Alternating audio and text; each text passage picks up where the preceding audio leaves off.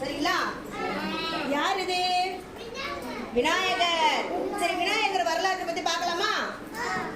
அன்னை பார்வதி தேவி தன்னுடைய உடலில் பூசியிருந்த மஞ்சளை கொண்டு விநாயகரை உருவாக்கியதாகவும் அவர் யார் என்று அறியாமல் கைலாயத்திற்கு செல்ல தன்னை அனுமதிக்காத காரணத்தால் சிவபெருமான் கோபம் கொண்டு அவரின் தலையை துண்டித்து விடுகிறார்.